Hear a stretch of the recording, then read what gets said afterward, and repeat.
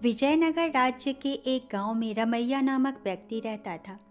गांव के सभी लोग उसे मनहूस मानते थे। उनका मानना था कि यदि सुबह उठकर किसी ने सबसे पहले रमैया का चेहरा देख लिया तो उसे पूरे दिन भोजन नसीब नहीं होगा।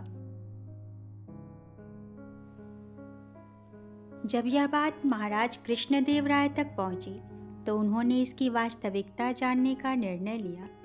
उस रात रमैया को राजमहल बुलाया गया और महाराज के कक्ष के सामने वाले कक्ष में उसके रहने की व्यवस्था की गई।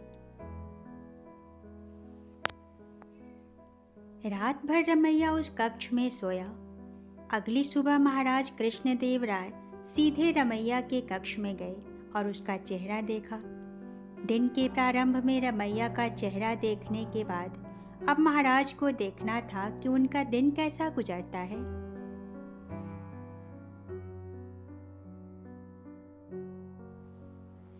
उस दिन दरबार में जाने के पूर्व वे भोजन के लिए बैठे ही थे कि उन्हें तुरंत किसी आवश्यक मंत्रणा हेतु बुलवा लिया गया। वे बिना भोजन किए ही दरबार चले गए। दरबार की कार्यवाही जो एक बार प्रारंभ हुई तो देर रात तक चलती रही।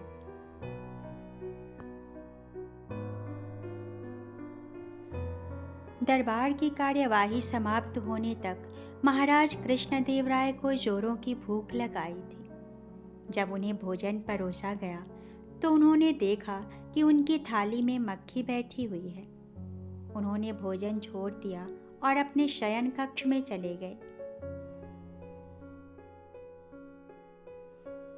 कुछ देर बाद रसोइया जब पुनः भोजन बनाकर लाया तब तक उनकी भूख मर चुकी थी। वे बिना खाए ही सो गए। अब अगले दिन महाराज को भी विश्वास हो गया कि रमैया मनहूस है। उन्होंने उसे फांसी पर चढ़ा देने का आदेश दे दिया।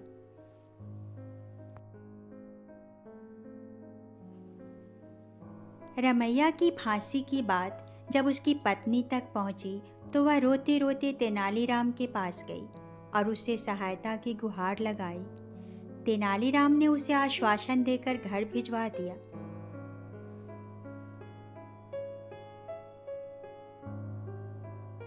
अगली सुबह जब सैनिक रमैया को फांसी पर लटकाने ले जा रहे थे तो रास्ते में उनकी भेंट तेनालीराम से हुई। तेनालीराम ने रमैया के कान में कुछ कहा और चला गया।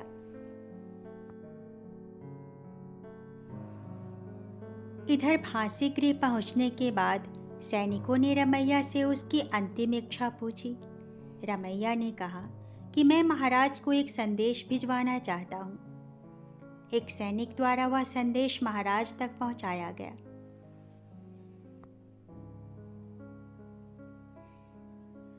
संदेश इस प्रकार था। महाराज, सुबह सबसे पहले मेरा चेहरा देखने से किसी को पूरे दिन भोजन नसीब नहीं होता, लेकिन महाराज, आपका मुंह देखने पर तो जीवन से हाथ धोना पड़ता है। बताइए, ऐसे में ज्यादा मनहूस कौन है?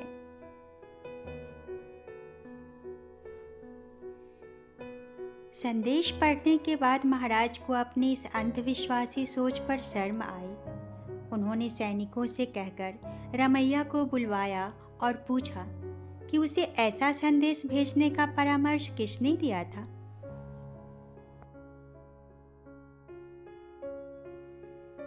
रमैया ने तेनालीराम का नाम लिया। महाराज तेनालीराम की बुद्धिमत्ता से बहुत प्रसन्न हुए। उन्होंने रमैया की फांसी की सजा निरस्त कर दी और तेनालीराम को पुरस्कृत किया। इस तरह तेनालीराम की वजह से ही रमैया के प्राण बच पाए। धन्यवाद।